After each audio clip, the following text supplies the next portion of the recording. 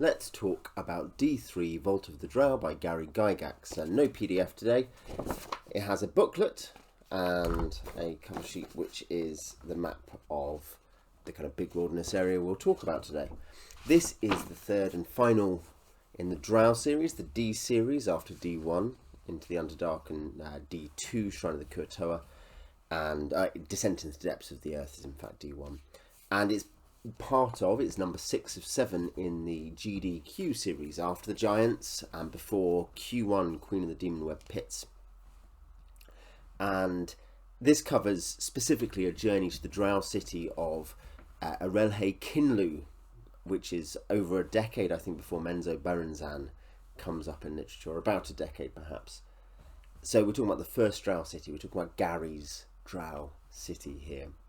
So nominally this is actually a partial conclusion to events from G1 all the way up to here, where there's these rogue Drow who are causing trouble on the surface and you've got to hunt them down. They're causing giants to attack people. You're working through the Underdark to find them. But this module basically doesn't support that at all. Or at least it only nominally supports it, as in there is a gesture to it. But really, this is a location sandbox with a wide range of action available for a player party to do. This is actually in lots of ways a very similar module to D1 and D2 in terms of the format. There is a wilderness area and it has 3 major encounter areas, and it's followed by, the big thing, a dungeon, in this case the Fane of Lolth, and it's like that, but more so because the big dungeon is in fact part of a wider city mini module, hence the big cavern map. And that's not the only change, in that the wilderness section is also intentionally slightly less linear than in the first 2 modules. Let's just move that camera slightly. So I'll discuss in order the wilderness area, the city mini module with its various sections, and the final dungeon, then sort of sum up thoughts on this and how it fits into the D series as a whole, because I think that's a useful conversation to have. So the format is, I'll put the cover down there for now. You have a kind of introduction which doesn't kind of describes what's going to happen and where you've come from, but doesn't really tell you how to glue those things together, and tells the player, this is the background for the player, what's going to happen next. These are the passageways you can go down and whatever. Then it gives the random encounter charts, which are then detailed, which is the same primary, secondary, tertiary passages as with the first 2 D modules, which is useful. It does give the option for exploration, even though the assumption in this tournament module kind of system is that you're not going to be massively diverging or really exploring lots of stuff. It gives options for players and the dungeon master. So the 3 encounters here are basically all antagonistic, though one can be resolved in a stealthy way. And to be fair, most of the wilderness areas in the other modules were also antagonistic, at least marginally so.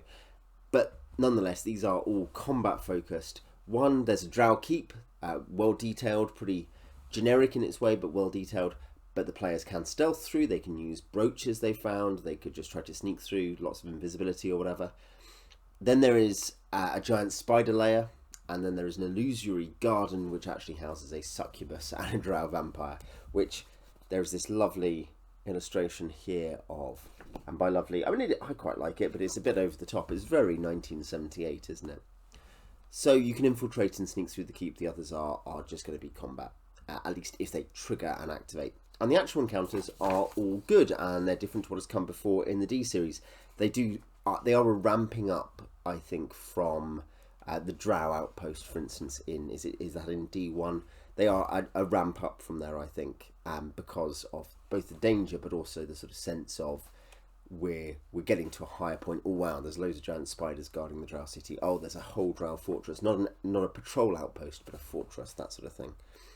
One valuable thing, incidentally, is that they give you more wilderness maps. By wilderness maps, I mean kind of combat maps, whatever, here, which add to those in D1 and D2. And though they're generic and most DMs might feel they could do them on their own, I find it helpful just to say, look, here is a sample map that you can just use. You don't have to think about it too much yourself. You could just generate encounters to this, and that adds to the suite of maps you can use in your Underdark campaign.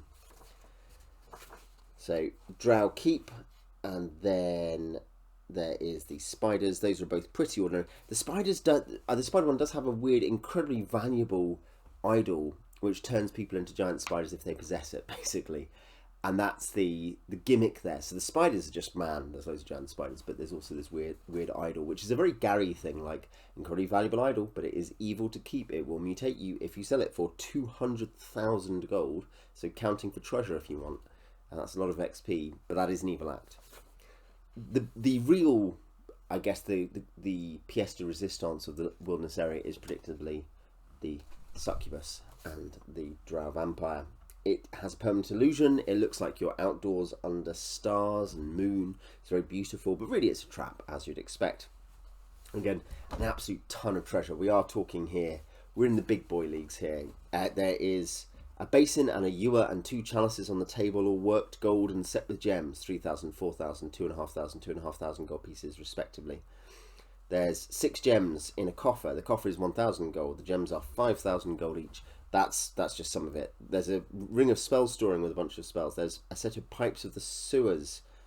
There is a poisonous cloak. The drow vampire has got a ring of protection. There's loads of stuff there. We are talking now about a big money adventure. This was originally run, of course, as a tournament module, and in that sense, I think it was run as that before it went into the Greyhawk campaign. I'm not sure if the D modules were ever run fully in the Greyhawk campaign. The G modules were. I don't know about that. Someone can probably tell me. But there is this sense that even if this can fit into a high-level Greyhawkian style campaign where there's just a ton of stuff, you go down, you've taken the risk, you're really, really deep in the dungeon, if you like. So this is the reward. You are, at this point, 10th to 14th level. You need the money. So that's something where, I mean, could you say, well, those all just sound like lots of fighty things? Well, one, of course, a lot of early D&D does presume, particularly AD&D does presume, that fighting is a legitimate thing as long as you plan properly. But also, these are kind of weird and strange and unusual experiences. You kill all the spiders, you find the valuable idol, but it's got a pretty horrendous side effect. Or again, you come to this wonderful garden, that's a strange experience, but it's a classic, one of the very early complete trap situations. And such a thing, I think I saw Prince of Nothing put it like, it's obviously a trap, but what kind of trap is it? That's an interesting question in itself. How do you work your way around that? So it's fairly straightforward, and I should say there's a particular thing, which is that you can either go via the spiders or the drow keep, or there is a side route that cuts past both of them that no one knows what's there. Hopefully it's safer. Of course, that's where the succubus and the vampire are. But yeah, there is at least a choice there, I think, and that's that feels very much like a tournament module kind of thing. Like, basically pick A, B, or what's behind the mystery door kind of thing. They're all fairly straightforward, I think it's fair to say, in the way that D1 and 2 are. D1 and 2 are even more straightforward. You're basically meant to go along a line, I think.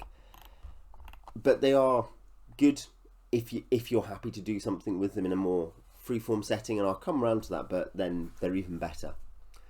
So the party will then arrive in the Vault of the Drow. That's the particular thing we should say. It's not technically the city of Erelhei-Cinlu, that's within a wider cavern called the Vault of the Drow, and that houses the Drow City.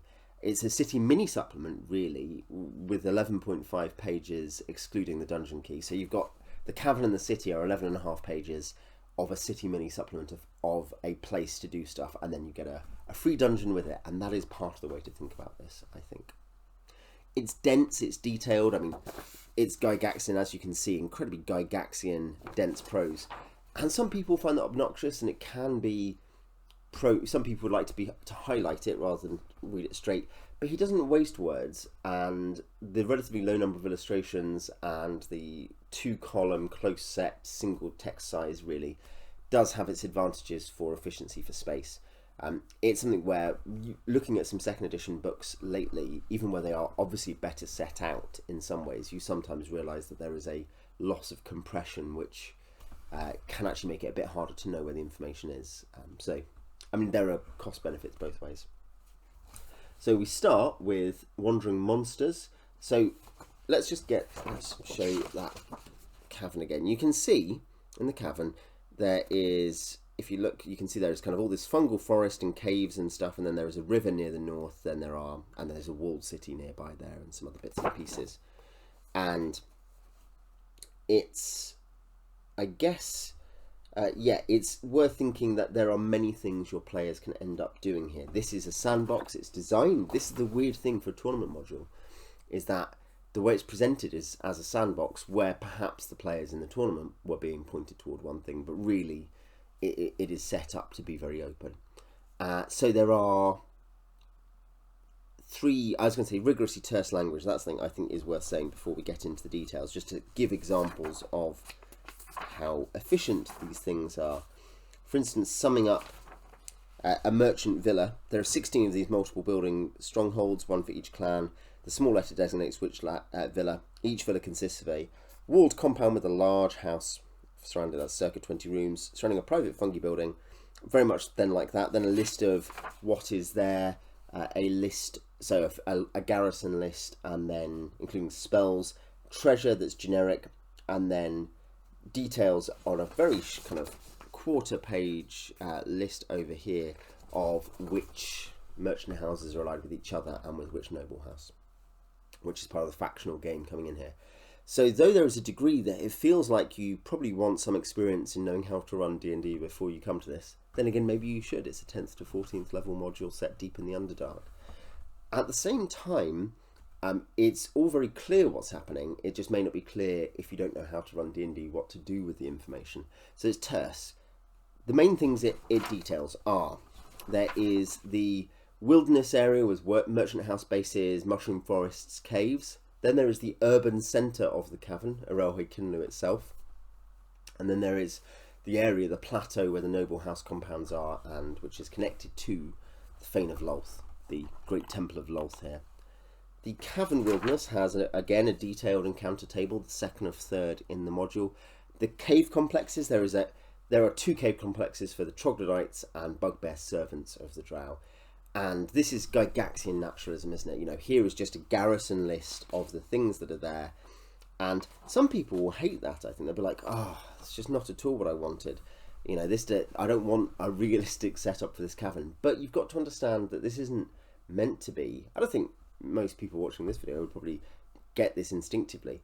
But this isn't meant to be oh, well, the players are going to go to this location and this location, they'll solve this problem, they'll fight this monster.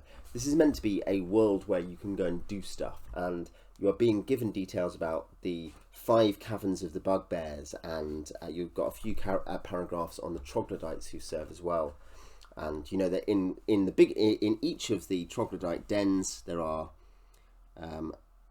40, and each of those burrows has 6 males, 6 females, and some children. 1 to 6 eggs hatchlings per female. There's also a larger tunnel mouth with a cave with Tthlup, the chieftain, 4 sub-chieftains, and 20 group leaders. So you have this detail of, and that also means you can roster it. There is no roster in this, I should say, but you can roster it and say, we've killed this many troglodytes. So it has the wargame support as well in terms of knowing what's actually there and what they have, all the items they have, things like that. Then there is, I should say, there is some, Gary is terse when he wants to be, and he's also very purple in the best way when he wants to be. Describing entering the vault, it kind of says, oh, there's this big cavern, basically. The true splendour of the vault, however, after describing basic cavern, can be appreciated only by those with infravision or by the use of the roseate lenses or a gem of seeing. The vault is a strange anomaly, a hemispherical cyst in the crust of the earth, an incredibly huge domed vault over 6 miles long and nearly as broad. The dome overhead is 100 feet high at the walls, arching to several thousand feet height in the centre. When properly viewed, the radiation from certain unique minerals gives the visual effect of a starry heaven, which near the zenith of this black stone bowl is a huge mass of tumkeite, which is named after Tom Keogh, so there's a Gygax in-joke there, which in its slow decay and transformation to Lakofkite, Len Lakofka reference, sheds a lurid gleam, a ghostly plum-coloured light to human eyes, but with ultravision, a wholly different sight. And it goes on. This is something where Gary is giving you, this is real read aloud that you want to read aloud. Something where the players come in, this is the objective in a way for whatever their mission has been, or if you're running them as a series, and they come here and suddenly there's this incredible, otherworldly, strange bizarre place, which is what the Underdark should be. The sense, and I think Veins of the Earth does it well in a different way, but the idea of the Underdark should be strange and other rather than dungeons underground, because of course that just feels like, oh, so we've gone deeper down and there are weirder enemies. There's similar discussions to be had about how you present Dark Sun or Planescape, for instance, alternative settings which often become generic but with just reskinned monsters. Anyway, so the other areas out in the Mushroom Forest, in this outer area apart from the caves, you go in, there is a Drow tower that guards the main entrance, which is hard to avoid. It is possible but hard.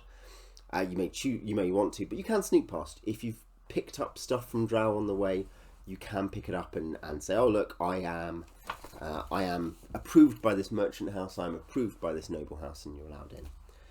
Or you can sneak through. Then there are male fighter and female fighter societies, which is, again, it is naturalism in the Gygaxian sense, in the sense it is what would happen in this world? How does this world work? Well, in a very gendered world, and a matriarchal world as well, but with kind of specific sub-rules that create options for men and women and stuff, male and female Drow.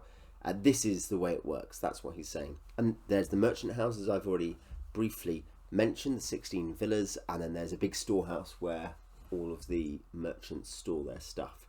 And so you can see immediate, and the merchant houses are allied to the noble houses in particular combinations, which leads into this wider factional thing. There's the gendered military rivalries, there's the monsters, and you realise, there is lots of interaction here. This is not it's an antagonistic module, in the sense that it's not pure negotiation, but it's also, you begin to suspect, as you read it, it's really geared for interaction and negotiation and trickery. And also theft. You're not going to storm the warehouse, but you could steal from it, for instance. It's very functional. There's lots of list writing. This is good, not bad. I've already kind of said that, but it is good. This is not dull because it exists for play, not for reading. And for play, the simpler and plainer the better, basically, is the general rule. Like those lists of the merchant houses, treasure and orders of battle and alliances, you want it to be simple like that. Yes, for information design, we're not talking about like perfectly presented tables that quickly using color coding hit us where it hurts, and obviously that's good. We want that new stuff we brought in, but information design in D&D was not universally bad in the early days. In fact, for adventures definitely got worse. Rulebooks, perhaps it got better.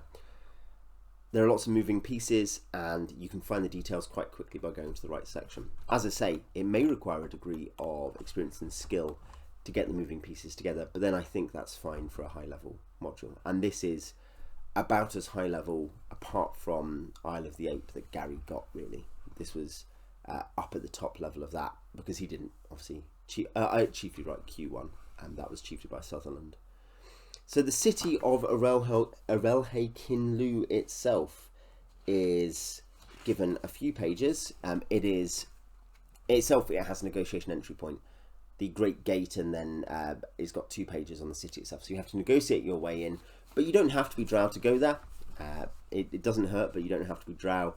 So as a city guide, 2 pages are, as well as this kind of one location at the start of it. It's not City State of the Invincible Overlord, it is not Rock of Braal, it's not FR1 Waterdeep in the north, which are, I think, all very good in different. It's not Backlund Jewel of the Seas, those are all good city books. This is not like that.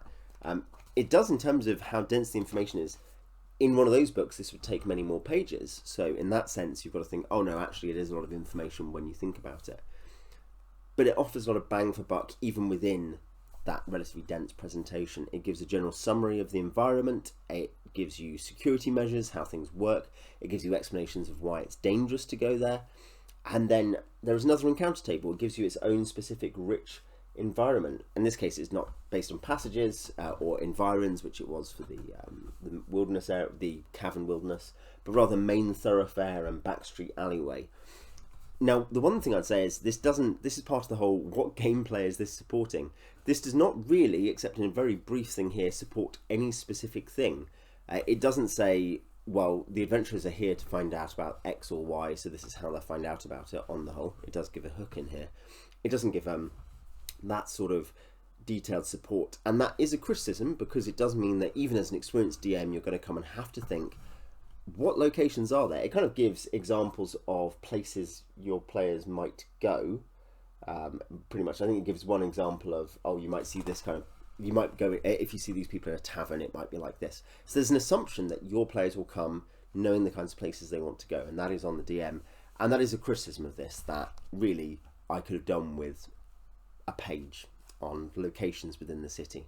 You know, this is a typical Drow tavern with particular flavour, particular dynamics. But the encounter table itself is very good and gives you some of that on its own. It is a really interesting one. And the idea is that you're going to end up with the information you're looking for, basically.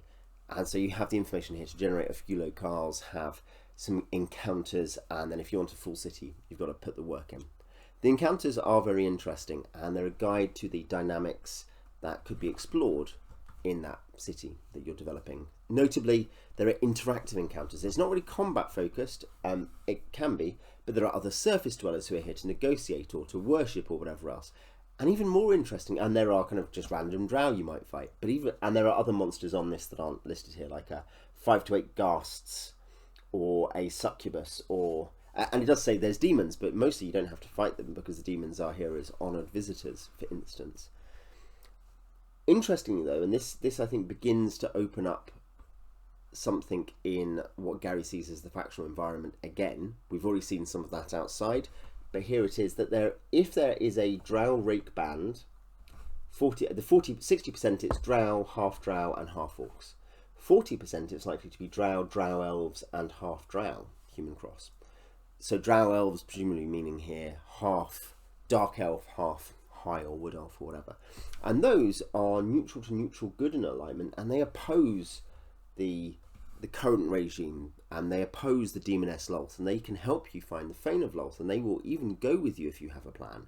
Suddenly you have allies in the city, and isn't that interesting? There are neutral or potentially neutral humans as well who you could talk to, but that's the most interesting thing that Gary, just long before Drizzt Do'Urden, says, by the way, there's some good guy drow who could come and help you, and they want to overthrow this unjust system.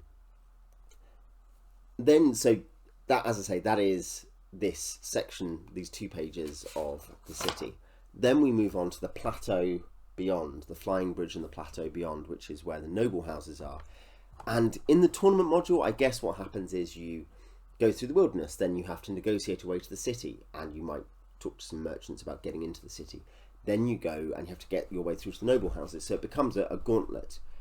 But you have to imagine, well, in a normal campaign, this can be much more freeform, and so the idea that you might want to visit the nobles to negotiate, to work with them, you know, you can see there's a wider range of action here. And there is, in that, basically there is a general summary of what each house has, an order of battle again. There are details on each of the houses, of the 8 noble houses, and who they are allied to, and some of the dynamics. This isn't, again, maybe it's not presented amazingly. You can see there isn't a table saying these are allied with these people, but we know that Noqua, you may have met indeed in the Shrine of the Kuatoa, a representative Noqua. House Noqua are Lolth loyalists, whereas House Aelserves, led by, or one of their leaders is Iclavdra of G3, who may be your target. They have turned to worship the Elder Elemental Eye, and you can, or the Elder Elemental God. And it does say, special note, you can use G3 to put in a temple to the Elder Elemental God here.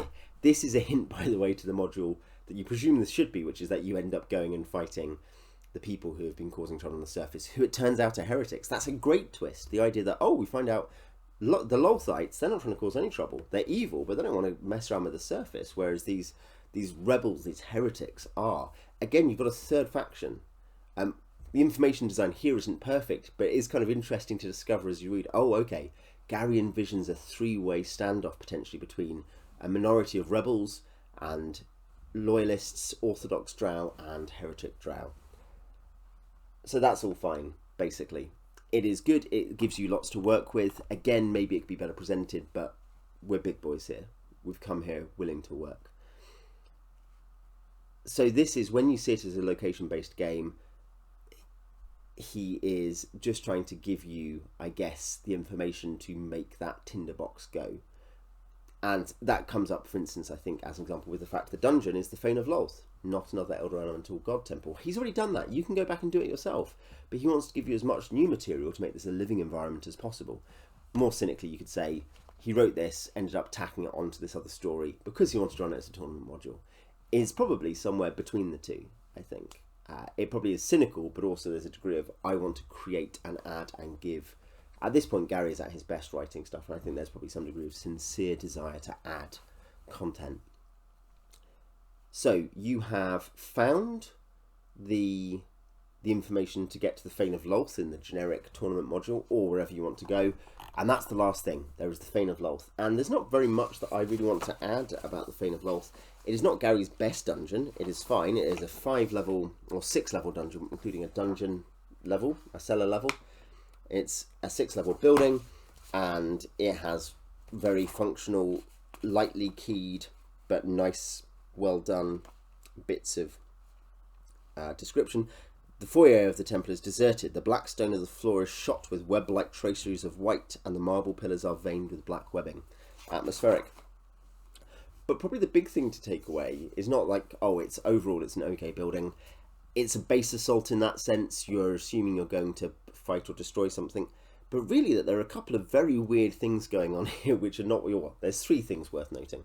One is there are ways of being gazed into going to Q1, Queen of the Demon Web Pits, transporting through to the Abyss. That just, and I think there is at least... There's one way that you are geared, and there's another place you're pointed towards doing that. So there are, and I think it might even be a doorway. There might be 3 ways to get players to go to the final module, which is maybe unnecessary, but it's interesting that there is a desire to create the planar entry. And we know that Gary became very interested in planar adventure and never pulled it off adequately, with Q1, his planar adventure being this kind of half-cooked, interesting but fatally flawed design, mostly written by his friend. But that's one thing. The second is that there is, as a prisoner in the dungeon level, I believe, there is, or no, there are a couple of NPCs basically you can free and who'll help you. An insane human who is a very good fighter, who is kept as a personal slave by the High Priestess. And then there is also Nilonim, a distant drow captured in Erelhei-Cinlu when he led a band of rebels attempting to overthrow noble rule. He is of neutral alignment with a slight tendency toward good deeds. So you can go and free him as well. He is being kept as a future victim at the altar stone in the dungeon. And he is 4th level fighter magic user. Got good stats, 24 HP, and you don't get any information about spells, but you can probably imagine them. He also has inherent spells. Powerful ally to gain if you want to kind of develop that side of the story, I think. I like that. I think that's a really cool addition. And then there's also Lolth. There is an apparition of Lolth you can just go and fight. It's not her true form or her true body, but you can fight a real simulacrum, as in she projects herself onto the prime material to fight. And players are not expecting that. I think that no player at level 14... Lolth is one of the weaker demon lords. She has heal 3 times a day, which is her big backup, but she only has 66 HP.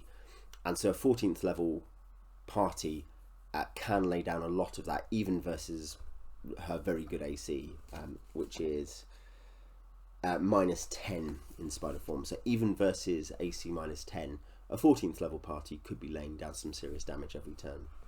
Partly because you can, she's got high MR as well. So she's resilient, but you can damage her, but she can heal herself. That's the dynamic of the fight. But it's not what players are expecting, and that's what I think is fun, is that Gary just thought, do you know what, screw it. Like, they go through here, they think they're going to go and fight Lolth in another dimension, but nope, they're fighting her here. And there's something there a bit like fighting a weakened Zugtmoy in T4, I guess, technically, or whatever we want to call it, in T1 to 4. You end up going and fighting a demoness who you weren't necessarily expecting to have to fight, a demon lord. So that is, I guess, my summary of what's going on in the module itself. And I think there's some summary points, some conclusory points, and maybe a kind of discussion about what to do with it to have. So sparse Gygaxian style, ugly people would say, but efficient, really wonderful bits of prose when it needs to have wonderful bits of prose. Weak connection to the wider plot, inverted commas, of the GDQ series. Again, if nothing else, the connection to the Q series is, by the way, you have to go there, which isn't good campaign design, but is fine tournament design. It's easier, I think, to make use of it as a locale. That's part of what I'm saying positively about the weak connection is Gary didn't care. He wanted to create a good locale, and it happened to be connected to this other stuff, and that works really well, and it makes it more flexible for use in your campaign and mine.